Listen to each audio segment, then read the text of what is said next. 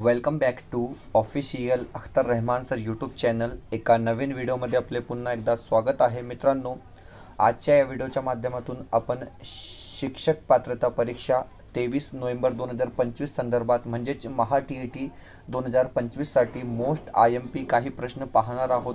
बालमानसशास्त्र व अध्यापनशास्त्र म्हणजे child development and pedagogy संदर्भात. मित्रांनो, जितके प्रश्न आपण आज पाहणार आहोत प्रत्येक प्रश्न जे आहे ते परीक्षेच्या दृष्टीने मोस्ट IMP ठरणार आहे. तर चला व्हिडिओ सुरू करूया. व्हिडिओ सुरू करण्या अगोदर आपण जर आमच्या चॅनलवर नवीन असाल तर प्लीज चॅनलला सबस्क्राईब करा. साईडच्या जे बेल नोटिफिकेशन आहे त्याला देखील प्रेस करून जेणेकरून आपल्याला वेळेवर नोटिफिकेशन भेटेल मित्रांनो.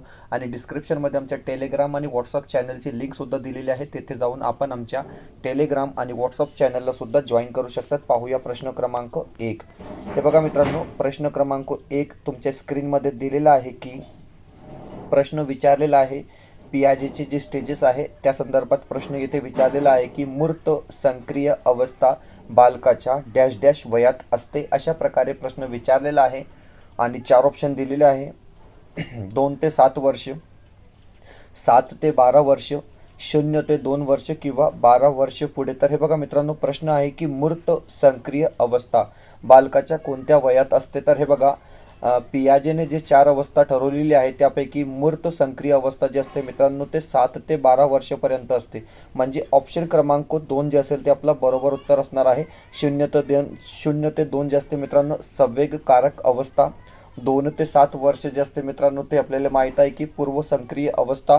आणि मूर्त सक्रिय अवस्था म्हणजे 7 ते 12 आणि अमूर्त किंवा औपचारिक सक्रिय अवस्था म्हणजे 12 वर्ष पुढे. अशा प्रकारे जे आहे ते पियाजेचे 4 स्टेज या ठिकाणी दर्शविण्यात आलेले आहे. पुढचा प्रश्न, प्रश्न क्रमांक 2. आता हे बघा, प्रश्न क्रमांक 2 विचारलेला आहे की अध्ययन व अध्यापनावर याचा परिणाम होतो. अतिशय सोपा प्रश्न आहे. 4 ऑप्शन दिलेले आहे मित्रांनो. हे बघा, शारीरिक घटक परिणाम होतो, बरोबर आहे. सामाजिक घटक याचासुद्धा अध्ययन व अध्यापनावर परिणाम होतो, हे सुद्धा बरोबर आहे. आणि परिसरीय घटक याचासुद्धा काय आहे मित्रांनो, अध्ययन व अध्यापनावर परिणाम होत असतो. म्हणजे वरील सर्व काय असेल आपला बरोबर उत्तर असणार आहे. पाहूया पुढचा प्रश्न, प्रश्न क्रमांक 3. प्रश्न क्रमांक 3 विचारलेला आहे की तुम्ही पाहू शकतात प्रश्न क्रमांक 3 अशा प्रकारे येथे दिलेला आहे की विद्यार्थ्यांच्या अंतिम वर्तनाचे स्पष्ट चित्र म्हणजे डॅश डॅश होय. अशा प्रकारे प्रश्न विचारलेला आहे मित्रांनो. प्रश्न नेहमी काय आहे काळजीपूर्वक वाचत जा, कारण की प्रश्न मध्ये होय किंवा नाही हे सुद्धा वारंवार दिलेला जातो. विद्यार्थ्यांच्या अंतिम वर्तनाचे स्पष्ट चित्र म्हणजे काय. तर हे बघा, अध्ययन उद्दिष्टे, अध्ययन कारण, अध्ययन निष्पत्ती किंवा अध्ययन अनुभव. तर हे बघा, अंतिम वर्तनाचे स्पष्ट चित्र म्हणजे अध्ययन निष्पत्ती. ऑप्शन क्रमांक 3 जे असेल मित्रांनो आपला काय असेल बरोबर उत्तर या ठिकाणी असणार आहे. पुढचा प्रश्न, प्रश्न क्रमांक 4.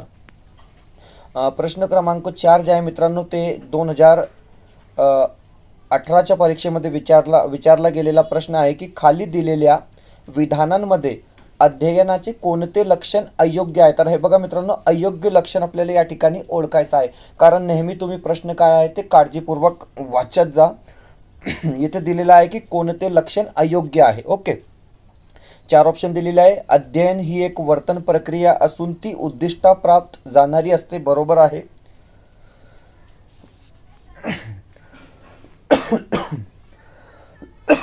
दुसरा ऑप्शन दिलेला आहे की उद्दिष्ट प्राप्तीसाठीच्या हालचालीची आवर्तने अनावश्यक ठरतात. तर हे बघा मित्रांनो, येथे दिलेलं आहे की अनावश्यक ठरतात. अध्ययनासाठी प्रेरणा म्हणून पारितोषिके महत्त्वाची ठरतात, बरोबर आहे.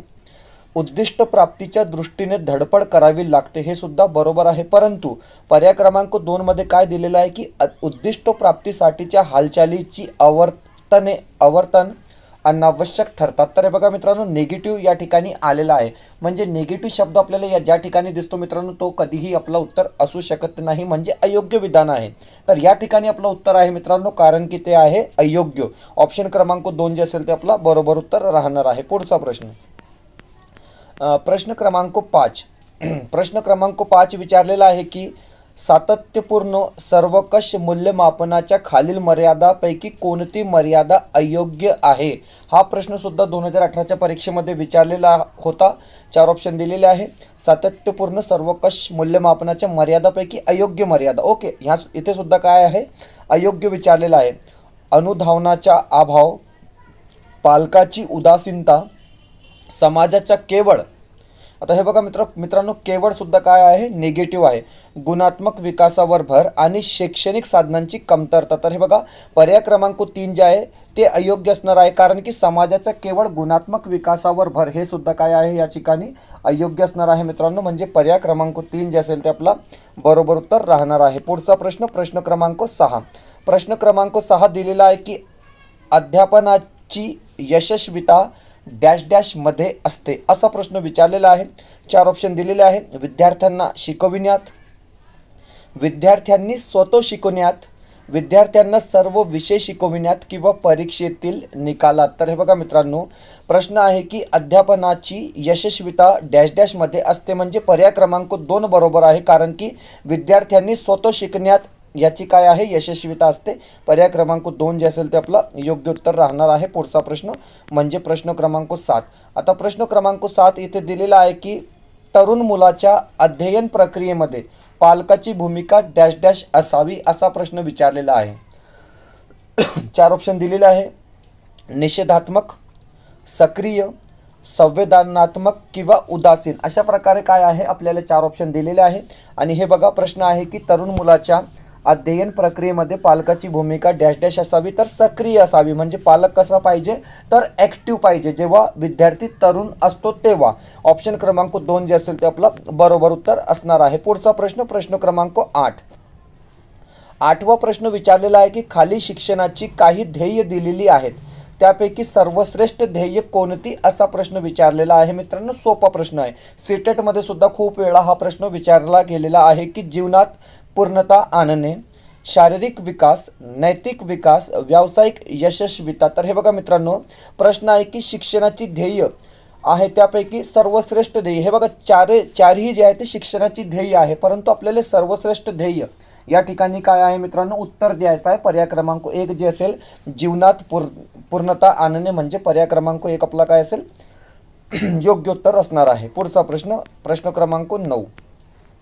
प्रश्न क्रमांक 9 2020च्या परीक्षेमध्ये विचारला गेला होता की पत्त्याचे बंगले बांधणे, हवेत मनोरे उभारणे, परीकथा, भूताखेतांच्या कथा ही सर्व उदाहरणे खालीलपैकी कल्पनेच्या कोणत्या प्रकारात येतात, असा प्रश्न इथे विचारलेला आहे. प्रश्न मित्रांनो काळजीपूर्वक वाचून घ्या. काळजीपूर्वक